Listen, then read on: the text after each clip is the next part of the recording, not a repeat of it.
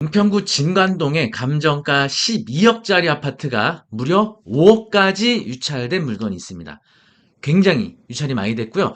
또 중간에 진행되던 과정 중에 누군가가 낙찰받았다가 대금을 미납해서 입찰 보증금이 몰수됐던 그런 사례이기도 하거든요. 자, 이 권리분서 대항력과 관련된 물건인데 잘 집중해서 공부하셔야 됩니다.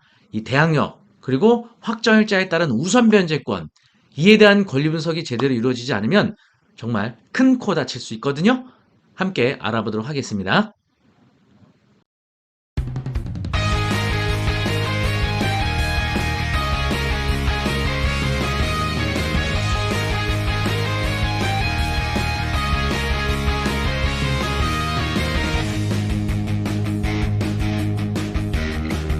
어떤 분들은 임대 수익을 원하시는 분들도 있을 거예요. 여기에 따라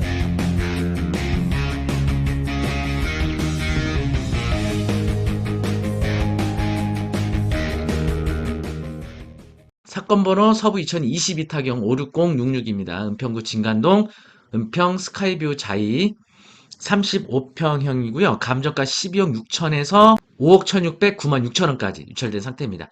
다음 매각일은 12월 5일 화요일이고요. 입찰 내역 보시면은 2023년도 7월 18일 날 최저가 8억 640만 원일 때 8억 5천 91만 원을 써낸 최모 씨가 낙찰받았다가 대금을 미납했습니다. 그래서 이분 입찰 보증금은 최저가 10%였던 약 8천만 원가량을 몰수당했던 그런 사례가 되겠는데요. 법원에서 공시하고는 물건 명세서 한번 보도록 하겠습니다.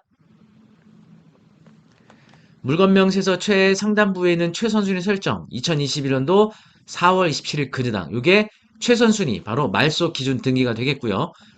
점유자 정모 씨 권리 신고를 했죠. 보시면 1차 보증금 2억, 2차 보증금 6억이네요. 그리고 1차 때는 차임 80만 원이었고 2차 때는 차임이 없어요.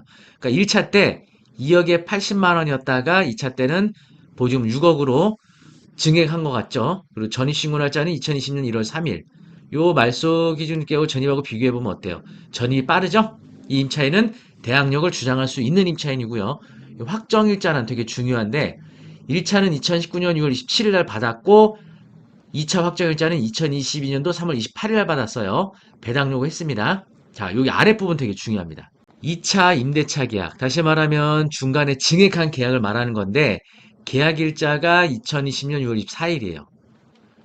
그리고 계약기간은 2020년 6월 24일부터 2022년 6월 23일까지 보증 6억 원인데 보증 2억에서 4억 원을 증액하여 2차 계약한 거죠. 그러니까 2019년도 6월 27일 날 전입신고하고 들어갈 때는 2억으로 계약을 한 거고 그리고 그때로부터 1년 후, 1년 만에 갱신 계약을 한 거죠. 2019년도 2억에 80만 원으로 계약을 했다가 2020년도 6월 24일 날 계약을 갱신을 했는데 보증금을 4억으로 올리고 월세는 없앤 거죠.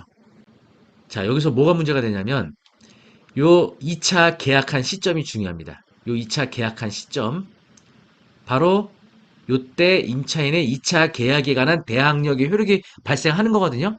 다음날 0시 요 말소 기준 등기하고 비교해보면 어때요? 요 2차 계약 일자가 빠르죠. 다시 말하면 보증금을 계약갱신한 2차 계약도 대항력이 있다는 겁니다. 그런데 문제는 뭘까요? 여러분이 보셨을 때 바로 요 2차 계약에 관한 확정일자가 문제되는 거예요. 확정일자가 2022년도 3월 28일이잖아요. 그러니까 계약을 2020년도 6월 24일 날 체결하고 확정일자는 2년 있다가 받았어요.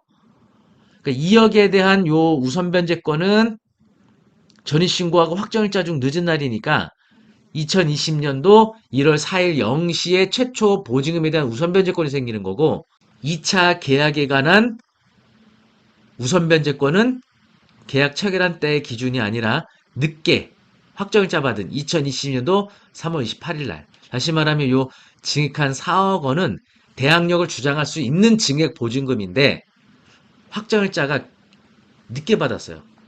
요때. 자, 그러면 그 사이에 요 근저당이 있었을 거 아니에요. 한번 보도록 하겠습니다. 배당 순위가 어떻게 될지. 자, 등기부등본 요약사항인데 최초에 임차인이 2억 원에 대해서는 배당을 다 받겠죠. 확정일자 배당 요구 다 했으니까. 그 다음에 중간에 갱신한 보증금에 대해서 확정일자가 2022년도 3월 28일이니까 요거보다 요 사이잖아요. 배당 순위가 임차인의. 그러면 임차인이 처음에 2억 배당 받았죠. 그 다음에 새마을고 1억 8천, 저축은행 3억 8,160만 원. 요거 다 더하게 되면 여기까지가 7억 6,160만 원이 나와요. 여기까지가. 7억 6,160만 원. 자, 이렇게 되면은 증액한보증금 4억을 인수하게 되죠. 요 배당이 안 되니까. 그럼 이렇게 합쳐지게 되면 11억 6천만 원이 되는 겁니다. 그러니까 이 입찰가를 7억 6천만 원을 쓰나 11억 6천만 원을 쓰나 결과는 똑같아지는 겁니다. 그러니까 전에 낙찰받았던 요 최모 씨 8억 5천 91만 원이니까 이분은 결국은 시가보다 더 비싸게 낙찰받았다고 판단이 돼서 대금을 미납한 거죠. 네, 현재 부동산에 나와 있는 매물이 10억 선 정도인데 이거를 11억 넘게 취득하는 꼴이 되는 거죠. 이 물건은. 그래서 사실은 이분이 확정일자를 왜 늦게 받았는지 이게 되게 중요한 의미를 갖는 건데 뭐 그건 임차인 어떤 개인적인 사정에 의한 걸 수도 있는 거죠. 그래서 이 물건은 사실은 입찰하기 어려운 물건인 겁니다. 시세가 10억 정도밖에 안 하는데 결국은 대항력인 임차인 보증금에 증액한 보증금 4억을 추가로 부담을 해야 되다 보니까 결국은 취득하게 되는 총 가액이 11억을 넘게 되는 거예요.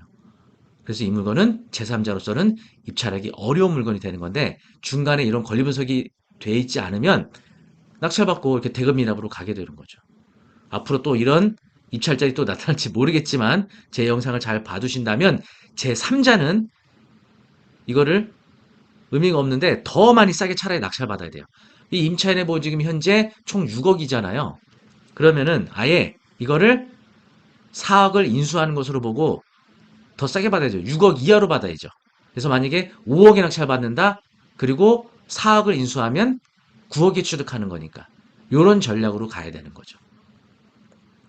그래서 경매의 권리 분석은요. 대항력, 우선변제권, 특히 보증금 증액에 관한 우선변제권 권리 분석은 굉장히 중요하다고 할 수가 있겠습니다. 제가 지금 영상에서 소개해드린 내용들 어떻게 이해되셨나요? 좀 어려우시죠?